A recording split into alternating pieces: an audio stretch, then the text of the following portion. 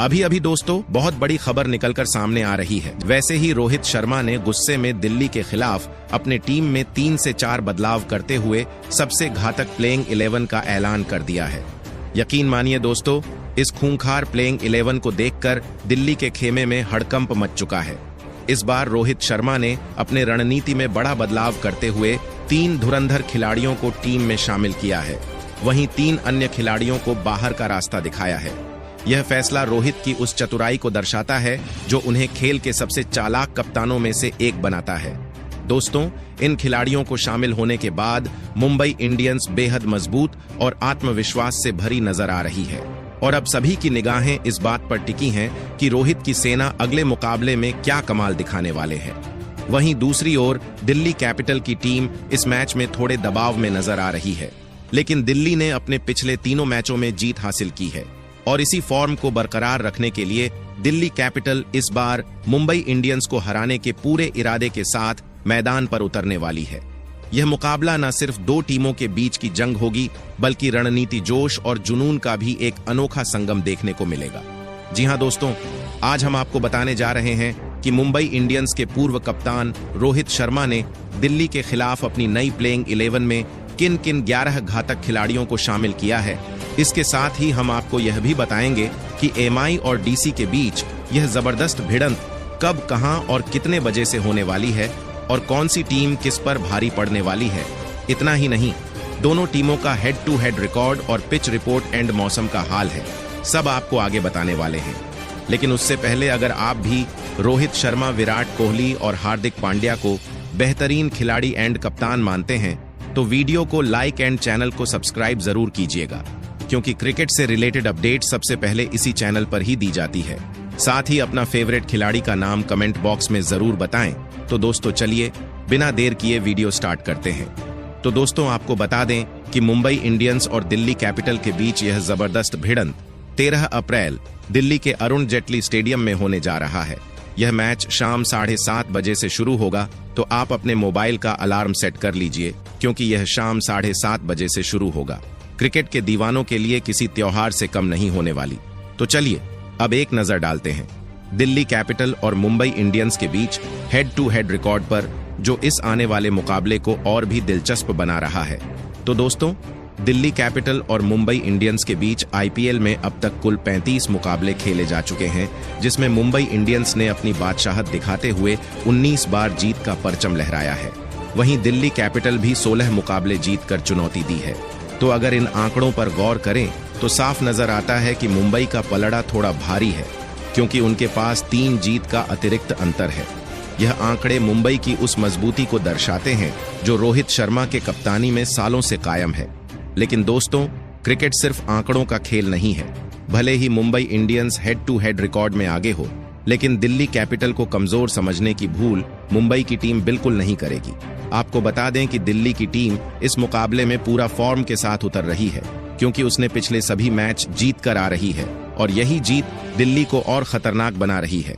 वहीं मुंबई इंडियंस इस रिकॉर्ड को देखकर थोड़ा आत्मविश्वास से भरी होगी, लेकिन रोहित शर्मा इस बात को अच्छे से जानते हैं कि अतीत के आंकड़े भविष्य की गारंटी नहीं होते।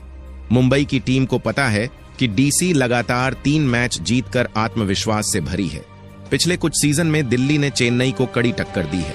तो चलिए एक नजर दिल्ली और मुंबई के आईपीएल इतिहास पर डालते हैं। तो दोस्तों, अगर हम मुंबई इंडियंस की बात करें तो यह टीम आईपीएल इतिहास की सबसे सफल और खतरनाक टीमों में से एक मानी जाती है।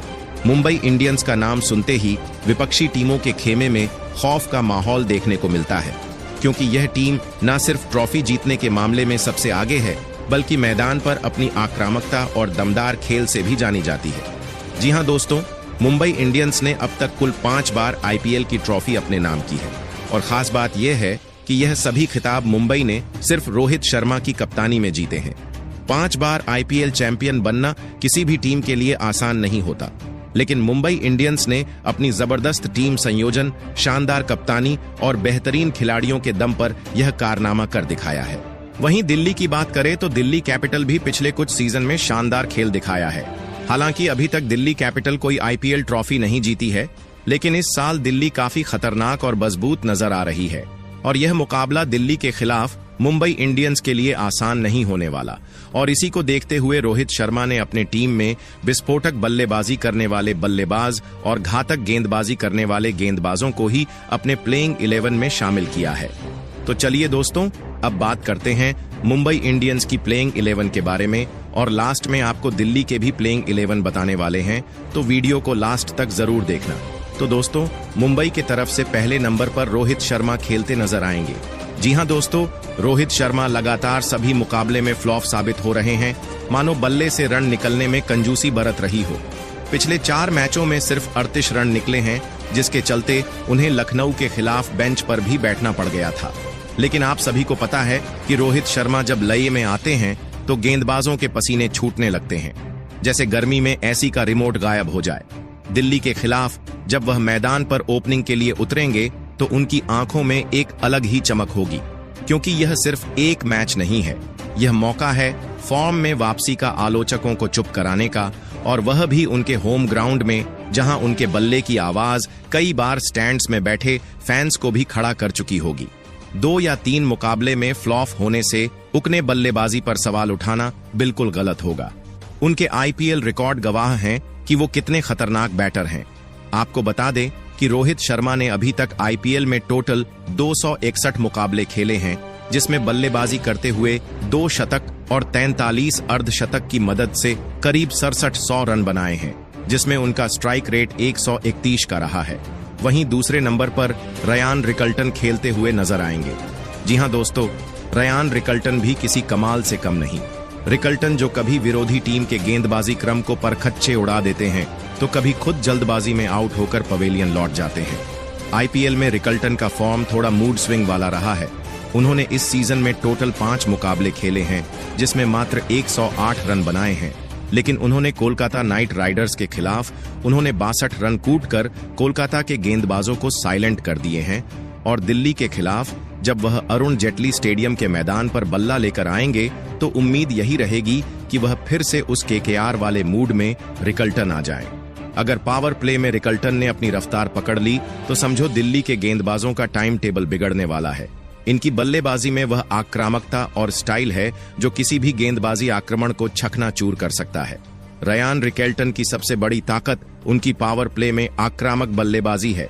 जब बाकी बल्लेबाज नई गेंद के साथ संभल कर खेलने की कोशिश करते हैं, तब रिकल्टन अपने बेखौफ अंदाज में गेंदबाजों पर टूट पड़ते हैं, और यही कारण है कि हार्दिक पांड्या एक बार फिर रिकल्टन को प्लेइंग 11 में शामिल किया है, जबकि तीसरे नंबर पर बिल जैक खेलते नजर आएंगे। जी हां दोस्तों, ये खिलाड़ी ऐसा है जो एक हाथ में बल्ला और दूसरे में ट्रैकिंग डिवाइस लेकर चलता है। कब मैच की दिशा बदलनी है, यह इन्हें खुद भी पता नहीं। हालांकि सच यह भी है कि इस सीजन में विल जैक्स कुछ खास प्रदर्शन नहीं कर पाए हैं। उन्होंने लगातार 4 मुकाबले खेले हैं, जिसमें मात्र 54 रन बनाए हैं और गेंदबाजी में भी मात्र 1 विकेट ही चटकाए हैं। यानी अब तक का प्रदर्शन काफी निराशाजनक रहा है। लेकिन अगर विल जैक्स का ऑलराउंड अवतार एक्टिव हो गया तो समझो दिल्ली के लिए खतरे की घंटी बजने वाली है। विल जैक्स ऐसे बल्लेबाज हैं जो अगर फॉर्म में आ गए तो किसी भी गेंदबाज के लिए इसे रोक पाना नामुमकिन होगा। और देखना यह दिलचस्प होगा कि दिल्ली के खिलाफ विल जैक्स किस तरह से प्रदर्शन करते हैं, जबकि चौथे नंबर पर तिलक वर्मा खेलते हुए नजर आएंगे। जी हां दोस्तों, तिलक वर्मा का नाम आज क्रिकेट की दुनिया में किसी परिचय का मोहताज नहीं है। यह युवा बल्लेबाज अपनी शानदार तकनीक, शांत स्वभाव और बड़े शॉट्स खेलने की काबिलियत के लिए जाना जाता है। मुंबई इंडियंस के मिडिल ऑर्डर संभालने के बाद से तिलक वर्मा न सिर्फ अपनी बल्लेबाजी से टीम को मजबूती दी है, बल्कि अपनी नेतृत्व क्षमता से भी सबको प्रभावित किया है। लेकिन इस वक्त जो चीज उन्हें सबसे खास बनाती है वह है उनका मौजूदा फॉर्म। तिलक वर्मा इस सीजन में जिस लय में नजर आ रहे हैं वह किसी भी गेंदबाजी आक्रमण के लिए खतरे की घंटी है, चाहे तेज गेंदबाज हो या स्पिनर। तिलक वर्मा हर चुनौती का जवाब अपने बल्ले से दे रहे हैं, और वह भी ऐसे अंदाज में कि गेंदबाजों के पसीने छूट जाएं, जो कि आप सभी ने आरसीबी के खिलाफ पिछले मुकाबले में देख ही चुके हैं। दोस्तों, यह कोई आम खिलाड़ी नहीं है।